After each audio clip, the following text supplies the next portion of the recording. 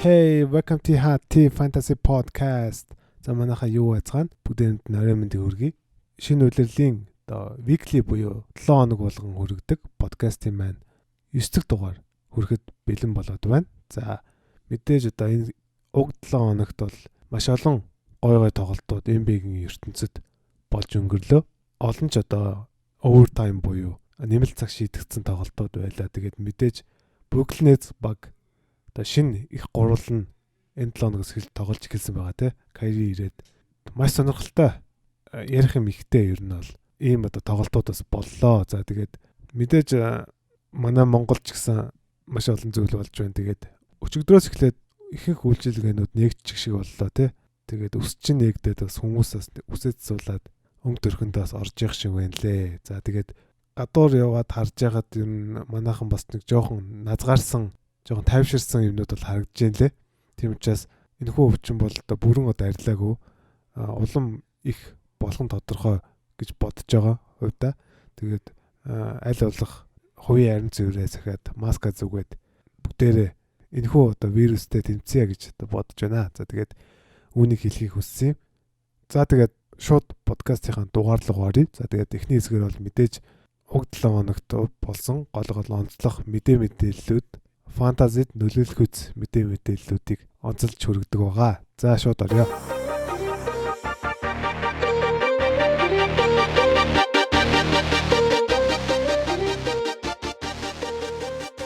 За хамгийн ихний мэдээг хэлэхээс өмнө ер нь одоо пэйжээрээ бичиж хүргэж байгаа мэдээллүүд бол байгаа. Breaking news буюу те одоо түргэн шурхаа гол мэдээллүүдийг бас пэйжээрээ хүргээд байгаа. Тэгээ бүгдээрээ бас харж байгаа бах. Тэгээд уг мэдээллүүдийг подкастынхаа мэдээллийн хэсэгт бол аль болох оруулахгүйгээр өөр мэдээллүүдийг бас оруулахыг хичээж байгаа. Тийм учраас зарим одоо мэдээллүүдийг хүргэхгүй байгаа нь подкасттай хадгалж байгаа үйлдэлүүд шүү гэж одоо ойлгоход болно. За тэгээ хамгийн ихний мэдээ нь бол мэдээж хамгийн одоо гол одоо бэртгэлэнтлийн мэдээ байгаа нь Portland Trail Blazers багийн хамгаалагч CJ McCollum-ийн хувьд хөлөө цуулсан буюу одоо fractured гэдэг байгаа. Энийг одоо яг хугарсан гэж одоо орчуулах нь бас буруу байх гэж одоо бодоод байгаа. Тэгээ одоо цуулах юм уу те гэсэн л үгэлдээ ер нь бол тэгээд багада 4-7 хоногийн хугацаанд тоглохооргүй болсон. За тэгээд мэдээж CJ McCollum-ийн хувьд бол маш тийм харамсалтай мөн багийн хувьд маш харамсалтай ийм одоо үйл явдал болсон. Мэдээж CJ бол үлэл ихсэн цааш маш сайн байсан те.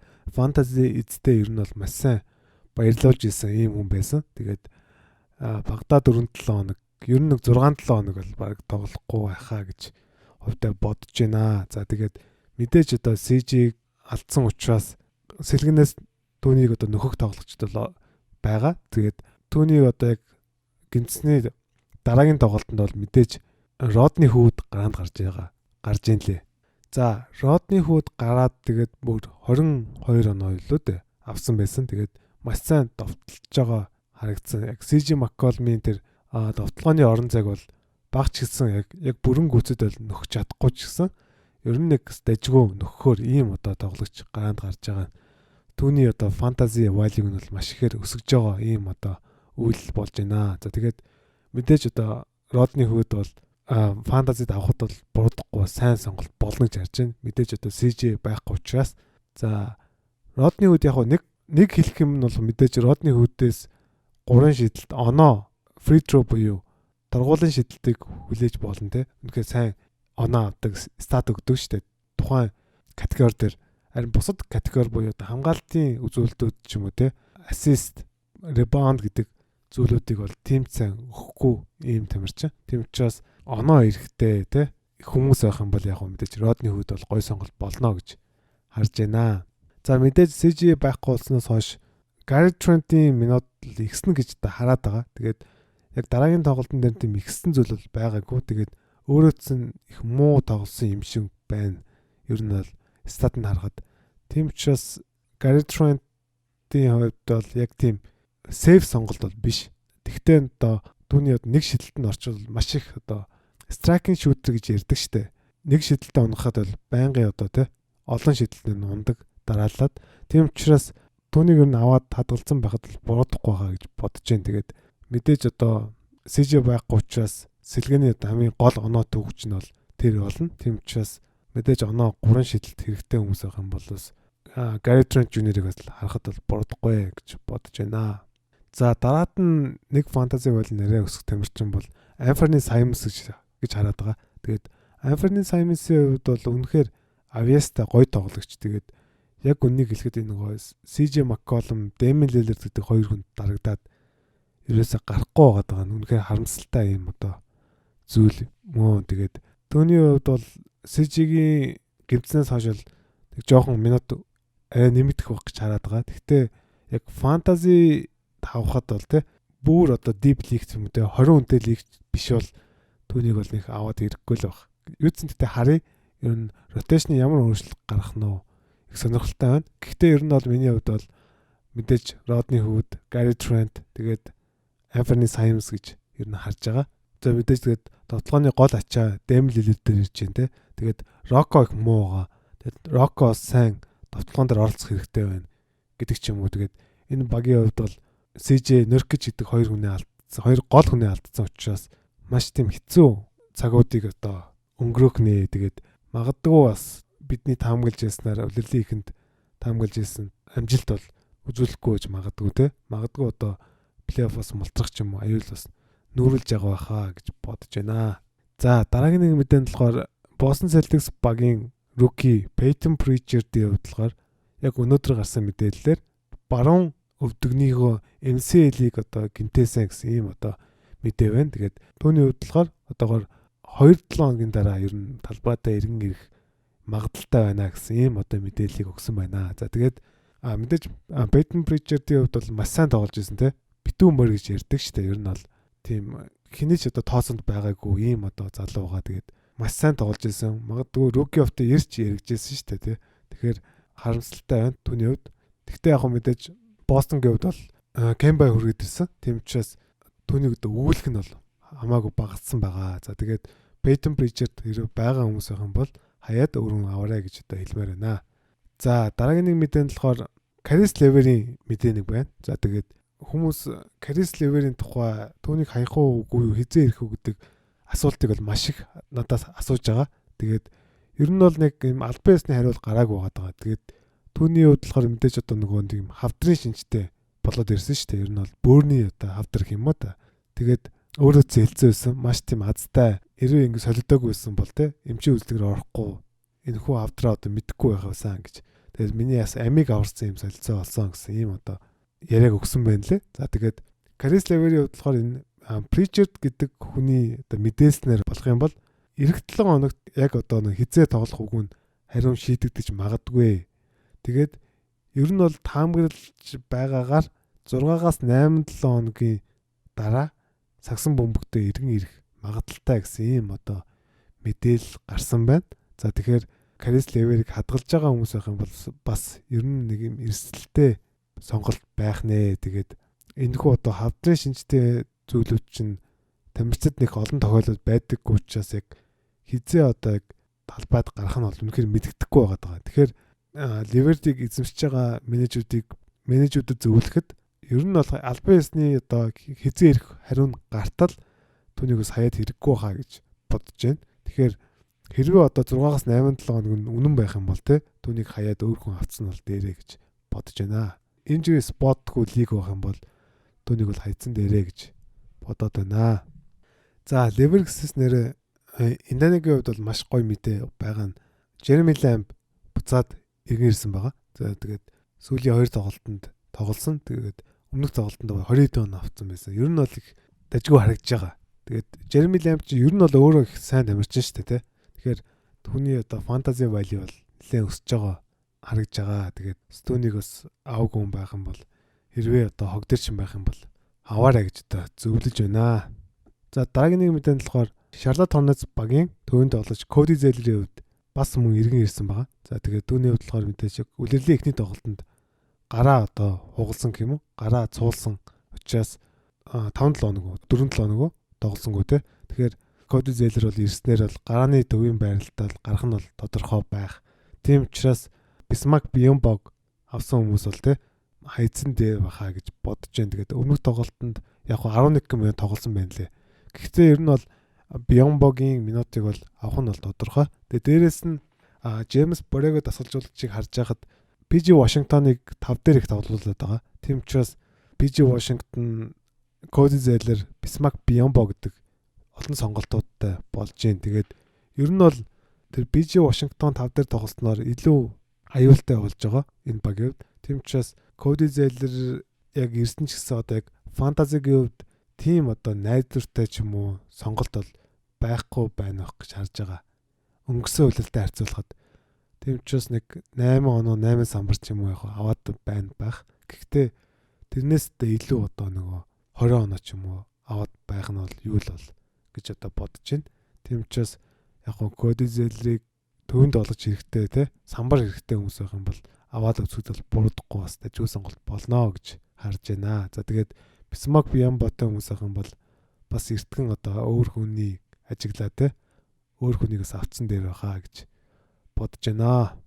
За дараагийн мэдээ нь болохоор ийм солилцоо 8-ны мэдээ байна. За энэ нь болохоор мэдээж сахилгын шийтгэл аваадсан Cleveland Cavaliers байсан Kevin Porter Jr-ийн хувьд Kobe Altman руу те ижээсэн хоолоо шийдсэн ч юм уу те тийм зүйлүүд гараад түүнийг бол Cavs хэрвээ солилцож чадахгүй байх юм бол түүнийг одоо багасаа аснаа гэсэн ийм одоо мэдээллийг өгсөн байсан. За тэгээд түүний хувьд болохоор яг солилцоо хийж чадсан байгаа. За тэгээд Rockets-тэй хийгээд Rockets Kevin Porter Jr-ыг аваад Cavs болохоор ирээдүйн 2 дугаар дараагийн их авсан. Гэхдээ энэ болохоор эхний 55 ирэх дотор бол баталгаатай их юм байна лээ. Тэгэхээр эхний 55-д сонгогдох юм бол Rockets-тэй үлдээд 55-аас 60 гэдэг одоо 5хан сонголтод л Rockets-ын тэр ирэх Cavs руу явах ийм одоо тохиротой ийм одоо солилцоо болсон. Тэгэхээр ер нь бол Rockets бол үнгөө авцсан гэсэн үг л дээ тий. Тэгэхээр ер нь бол яг Kevin Porter Jr бол маш авьяаслаг дажгүй сайн тоглогч. Тэгээд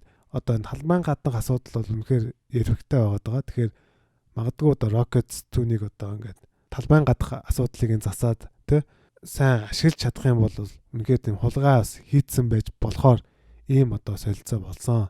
За тэгээд Kevin Porter Jr ямар үр нөлөө үзүүлэх вэ гэх юм бол би бол тийм одоо үр нөлөөтэй байна чадна гэж одоо бодохгүй байгаа. Яагаад гэх юм бол мэдээж Rockets-ийн яг урд чугмын тоглогчд бол нэлээд олон болчлаа тий. Одоо Oladipo байна, Jason Tate байна тий. Тэгээд Sterling байна, House Jr байна тий. Гэдэг ч юм уу. Ер нь олон тоглогчтой болцсон учраас одоо Kevin Porter Jr-ыг яг фэнтези авахаар одоо ийм тоглогч бишээ гэж одоо би бол хэлмээр байна. За тэгээд UC яг түүнийг одоо тоглоулах нь үгийг харъя. Тэгээд хэрвээ магадгүй тий 20-30 минут тоглоод сайн тоглохыг үүсэхгүй ийм одоо авьяаслаг тоглож байгаа. Тэгэхээр түүнийг бас ажиглаж яхад бол буруудахгүй хаа гэж бодож байна. За дараад нь болохоор Brooklyn Nets баг чөлөөт агентын зах зээлээс Normal Pale гэх төвийн тоглолтыг авсан байгаа. За тэгээд мэдээж Brooklyn Nets баг энэ 7 хоногт хийсэн тоглолтуудыг харсан байх хамгаалт гэж үнэхээр муу байгаа. Тэгээд ялангуяа одоо нэг rim protector гэж ярьдаг штэ. Төвийн хамгаалагч те. Гол хамгаалагч нь бол DeAndre Jordan л байгаа штэ. Тэгэхээр DeAndre Jordan ч өөрөө нөгөө өмнөх одоо lob set-д байсан DeAndre Jordan бол байха болцсон харагдж байгаа учраас Nets баг ер нь бол төвөнд олж авчна гэсэн ийм одоо яриа байсан. Тэгээд Ютс эхний төвөр бол Normal Pale гээд сая өнгөрсөн жил лөө нөгөө Philly тоглож байсан шүү дээ тий. Тэгэхээр дажгүй хамгаалттай блок шот юм дажгүй хийдэг ийм одоо залуу байгаа. Тэгэхээр фэнтезид яг хөө нэлээд deep league энэ Normal Pale гэдэг залууг ажиглаж яхад буруудахгүй хаа. Ялангуяа одоо блок хэрэгтэй тий. Ийм одоо хүмүүс байх юм бол би бол Normal Pale-ийг бол нэлээд минут өгөх байх гэж хараад байгаа. Тийм учраас бас түүнийг ажиглаж яхад буруудахгүй шүү гэж хэлмээр байна. За тэгэхээр Normal Pale ирснээр нөгөө одоо яг Nets болохоор DeAndre Jordan байгаа тий. Тэгэхээр нөгөө нэг төвийн тоглогч нь бол Nicholas Claxton гэдэг залуу байсан тий. Их дажгүй бас залуу байсан. Тэр бас дахиад 1 сарыг одоо бэлтгэл болмоос өнжнө гэсэн юм одоо мэдээлэл гарсан байгаа. Тэгэхээр Normal Pale гэдэг залууг ер нь бол ашиглах нь бол тодорхой баг. Гэхдээ ер нь харж байхад Jeff Green-ийг 5 дээр ашиглах юм одоо төлөвлөгөө бол байгаад байгаа. Тийм учраас Ютсэн харъя. Тэгээд хэрвээ олон минутыг өнгөрүүлэх юм бол Normal Pale гэдэг залуу бас л дажгүй стат өгөхөр юм одоо залуу байгаа. За энэ дээр нэмээд нэг солилцоо намын шуумыг бас ярьчих гэж бодож байна. За энэ болохоор мэдээж Brooklyn Nets баг нөгөө Spencer Dinwiddie-г үлээлэн дууссан тий. Тэгэхээр урт хугацааны гэмтэл авсан тамирчинд нөгөө disabled player exception буюу одоо нөгөө цалингийн цэснээс тодорхой хувийг одоо ингэж хасдаг юм уу NBA-д өргөдөл өгөөд энэ тамирч одоо ингэ гэмтсэн тий. Тэгэхээр манай баг одоо ямар нэгэн цалингийн цэс байхгүй. Тэгэхээр биднэрт одоо тамирчин хэрэгтэй учраас цалингийн цэс төр нэмэгдэл гэсэн үг л дээ. Ер нь бол тэрийг одоо авахыг ер нь хүсдэг байгаа багууд.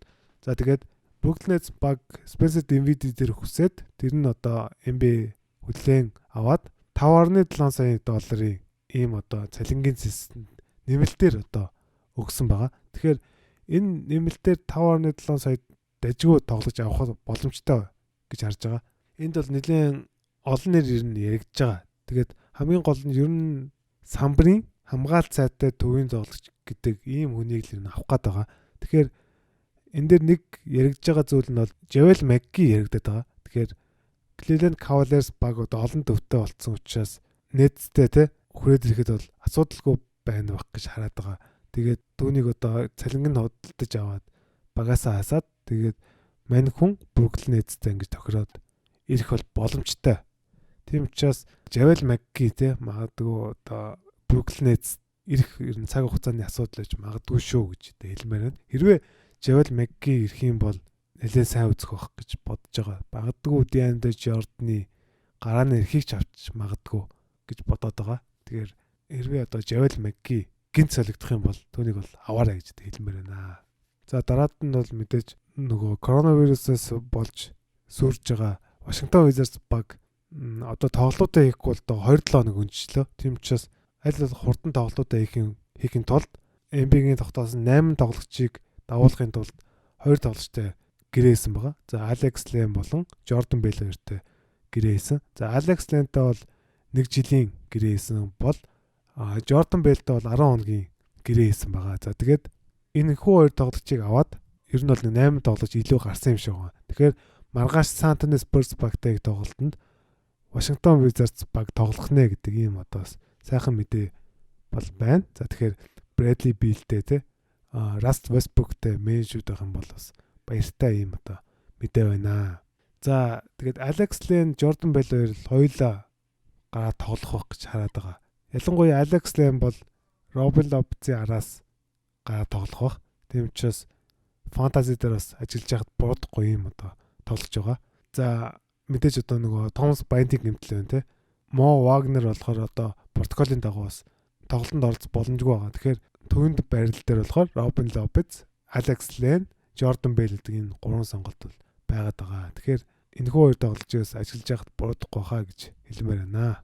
За тэгээд өгдлөн болсон ер нь онцлог мэдээллүүд нэг иймэрдүү байла. За тэгээд шууд подкастын 2 дугаар хэсэг буюу дараа 7 хоногийн фэнтези прогноз руугаа шууд оръё.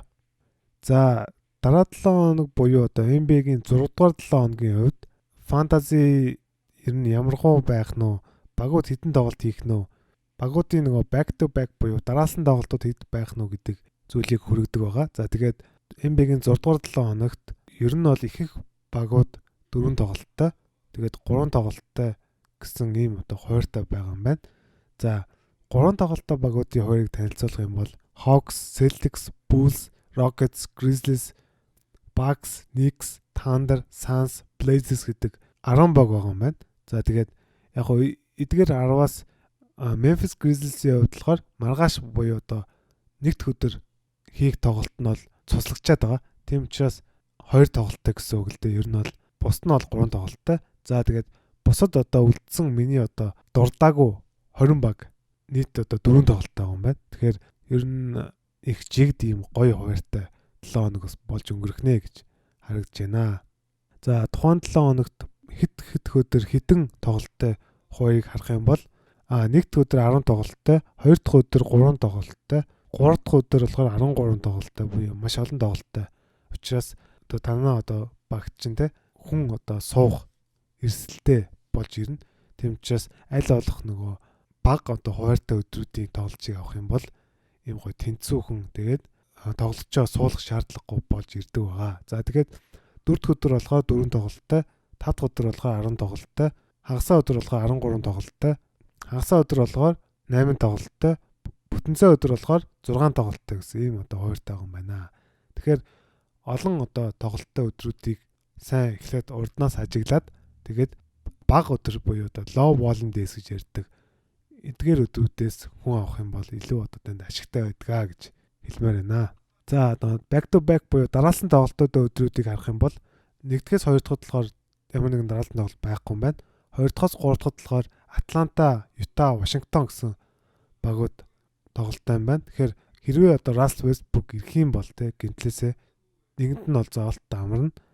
Магадгүй одоо Bradley Beal амарч магадгүй те. Түүнийг одоо солилцоонд явуулъя гэж бодож байгаа бол түүнийг эрүүл байлгах шаардлагатай.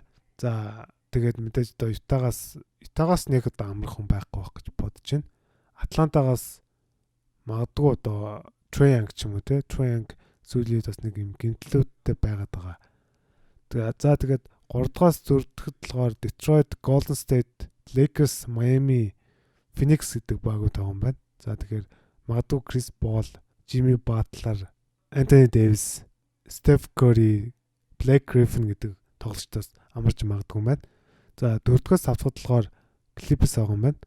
Clippers-ийн хувьд бол мэдээж Kawhi Leonard-ийн бодлохоор амрахгүй гэж хэлсэн байгаа. Гэхдээ яг мэдээж амарч магадгүй ийм одоо нөхцөл байдал бол байгаа. За тэгэхээр 5 дахаас хагасанд болохоор Charlotte, Dallas, Milwaukee, Pelicans, Sacramento, Spurs гэдэг багууд байгаа юм байна. За хагасаас бүтэнцэн болохоор ямар нэгэн дараалсан тоглолт байхгүй юм байна. За нэг дараа 7 хоногийн хуваар нэг иймэрдүү байла. За тэгээ шууд дараа 7 хоногт сайн тоглож магадгүй тоглогчдыг хогноос авал зохих 5 тоглогчдыг танилцуулдаг байгаа. За тэгээ шууд эхний дамжнаар болохоор Indiana Pacers багийн товтлогч Jeremy Lamb-ыг онцлсан байгаа. За түүнийг одоогоор яхаа эзэмшигчдийн 35 он эзэмшиж байгаа юм байна. За тэгээ мэдээж эх 7 хоногт 4 тоглолтыг хуваартай байгаа. За түүнийг яагаад онцлсан шалтгаан нь бол мэдээж түүний одоо хувьд нөгөө том гимтлээсээ ирээд 2 тоглолтод оролцсон байгаа. Тэгээд ер нь бол их маш сайн тоглосон тухайн 2 тоглолтод. Эхний тоглолтод болохоор 10 оноо 2 ребаунд 2 стилийг хийсэн байгаа 19 минутанд. Тэгээд 2 тоглолтод 22 оноо авсан санагдаж байна. Тэгээд ер нь их дажгүй харагдаад байгаа. Тийм учраас одоо Caris LeVert авахгүй те. Тэгээд TJ Warren авахгүй ийм үед бол Jeremy Lamb бол нэг 30 минутыг бол өнгөрөх баха гэж харж байна. Тэгээд хэрвээ 30 минутыг өнгөрөх юм бол өөрөө маш IQ сайтай тэгээд шийддэг те ордог ийм одоо тамирчин учраас ер нь бол нэг оноо стил хоёрыг бол дажиг өгөөд байна гэж харж байна. Тэгээ 3 шидэлтэй. Тэгээ дээрэс нь довтлооны free throw percentage сайтай байх гэж хараад байгаа. Тийм учраас Jeremy Lamb-ыг хэрвээ одоо танаа лигийн хогдорч байх юм бол аваарай гэж зөвлөж байна. Ялангуяа оноо хэрэгтэй хүмүүс авах юм бол гой сонголт болно гэж харж байна. За хоёрт нь болохоор Brooklyn Nets багийн одоо шинэ төвийн тоглогч гэх юм уу? Jeff Green-ийг онцлоо. За түүнийг одоогоор яхаа эзэмшигчдийн 26 он эзэмшиж байгаа юм байна. За эх 7 хоногт бол мэдээж 4 тоглолтыг их хуваартай байгаа. За Jeff Green-ийг онцлсон шалтгаан бол мэдээж одоо шинэ их гурвал нэгдсэн. Тэрэн дээр одоо гол үүргийн тоглогч нь бол Jeff Green байгаад байгаа. За тэгээд мэдээж 5 дээр их тоглож байгаа. DeAndre Jordan суус үед. Тэгээд ер нь одоо сүүлийн 3 тоглолтыг нь харах юм бол 37.4 минутыг дундалсан гэхээр маш их минутыг өнгөрөөж байгаа. Ер нь бол Steve Nash гарааны тоглогчдоор бол ер нь бөмбөгдөд байгаа. Тэгээд уг 3 тоглолтод болохоор 13.3 оноо 3 удаа 3-аа шидсэн 8.7 самбар. Тэгээд хамгийн гол нь болохоор 70% одоо гүйцэтгэлтэй ийм довтлсон байгаа. За тэгэхээр мэдээж одоо ийм одоо 3 толгойтой мангастай 3 товтлооны хүмүүс цугларчаар одоо бусад одоо хэн бэдэн Jeff Green, Joe Harris, Bruce Brown гэдэг тамирчид бол сул шидэхтэй, сул довтлох боломжууд бол маш их гарч ирдэг. Тийм учраас одоо эдгээр тоглогчдын fantasy value бол тэр чинийг өсөж байгаа гэж харж байгаа. Тэгээ ялангуяа Jeff Green бол нөгөө одоо small ball тоглодог энэ сагсан бөмбөгт бол үнэхээр сайн зөгцөх тий 4 болон 5 дээр тоглох боломжтой ийм одоо тоглогч байгаа. Тэгэхээр шинэ одоо самрын тоглож авахаас өмнө те ер нь Jeff Green бол их дажгүй сайн сонголт болно. Тэгээд минут нь тэгж буурахгүй байх. Хэрвээ Javel McKee-г авчирсан ч гэсэн те. Тэгэхээр Jeff Green сул шидэлтүүдээ хийгээд байгаа юм бол ер нь нэг 14-5 оноо тэгээд нэг 5-6 самбар тэгээд сайн толгойн хувь ч юм уу те эдгээр үзүүлэлтүүдийг ер нь тогтмол үзүүлээд явах байхаа гэж харж байна. Тийм учраас зөвхөн одоо эх 7 хоногийн хувьд биш ер нь энэ одоо жилийн үлдсэн хугацаанд ер нь Jeff Green бол дажгүй сайн тоглох байхаа гэж харж байна. Тийм учраас түүнийг одоо хог дээр ч байх юм бол заавал аваарай гэж хэлмээр байна. За 3-т нь болохоор Minnesota Timberwolves багийн төвийн тоглогч Naz Reid-ийг онцлсан байгаа. Түүнийг одоогоор яхаа эзэмшигчний 22-нд эзэмшиж байгаа юм байна. За мэдээж Minnesota Timberwolves баг 4 тоглолтыг их хууртай байгаа. Түүнийг онцлсан шалтгаан бол мэдээж Karl Anthony Towns-ийн одоо ковидын асуудал байгаа тий. Түүний хувьд болохоор мэдээж ковид тусаад өнгөрсөн 7 хоногт энэ 7 хоногт ковид туссан шүү дээ тий. Тэгэхээр ер нь одоо Катиг эртэл бол Naz Reid бол үнэхээр сайн тоглох боломжтой. Ер нь сайн байгаа. Ийм одоо залуу байгаа. Тэгээд өнөөдрийн тоглолтод 20 оноо авсан байсан. Тийм учраас эх 7 хоногийн хугацаанд бол Кат бол ирчихгүй байх гэж бодож байна. Тэгээд ер нь коронавирус авчихаар нэг 2-7 хоногт Naz цахан өөр тоглохгүй. Тийм учраас эх 7 хоногийн 4 тоглолтод бол Naz Reid бол үнэхээр сайн стат өгөх байхаа гэж харж байна. Тэгээд зөвхөн доор тоглолтог бас шиддэг ийм одоо залуу байгаа. Тийм учраас түүнийг одоо хэрэгтэй гэж үзэх юм бол заавал аваарай гэж одоо зөвлөж байна. За 4-т нь болохоор Washington Wizards багийн төвийн тоглогч Robin Lopez-ийг онцлсан байгаа. Түүнийг одоогоор яхаа эзэмшигчний 10% эзэмшиж байгаа юм байна. За эх 7 хоногт бол мэдээж 4 тоглолтыг их хууртай байгаа. За Washington Wizards баг одоо ковидын асуудлаасаа болоод иргэн ирж байгаа. Гэхдээ маш олон тоглогчид нь хараахан одоо багтайгаа нийлээг байгаа. Одоо мэдээж Rui Hachimura, Dani Avdija, Troy Brown Jr. те Moritz Wagner гэдэг ч юм уу олон тоглогчид нь байхгүй байгаа. Тийм учраас ер нь бол гарааны төв одоохондоо Robin Lopez байх гэж харж байгаа. Тийм учраас ер нь дабл-даблыг хийчих байх.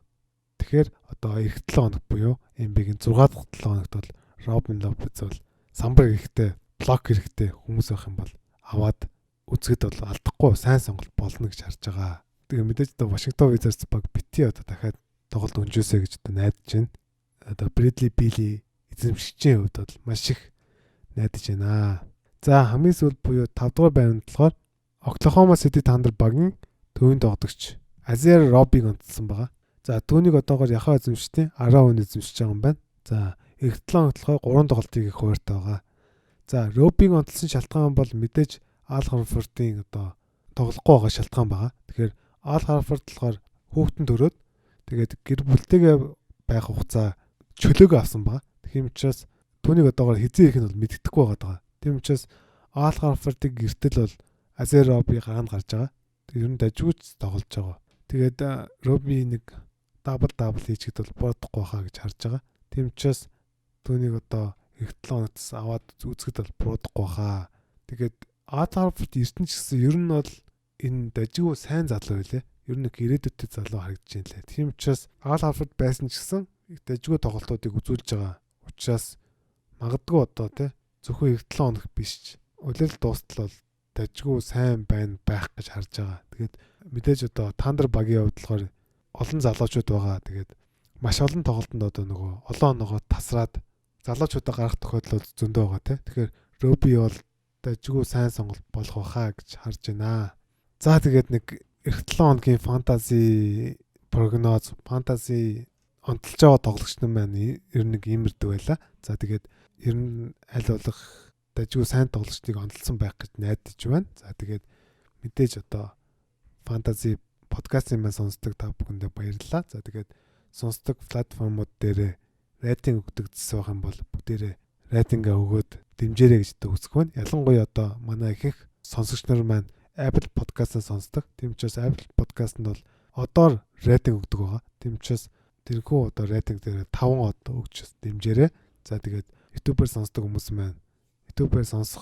маань ер нь бол subscribe дараарай. За тэгээд энэ удаагийн дугаар маань юугаар өндөрлөж байна. За тэгээд мэдээж одоо түргэн шуурхай мэдээллүүдийг шууд Facebook пэйжээр хүргэх учраас Facebook пэйжтэй минь хамт байгаарай. За тэгээд энэ удаагийн дугаараа шууд энэ үргээд жаргая гэж бодож байна. Дараагийн дугаараараа уулзтаа. Түр баяртай. Peace out баяртай.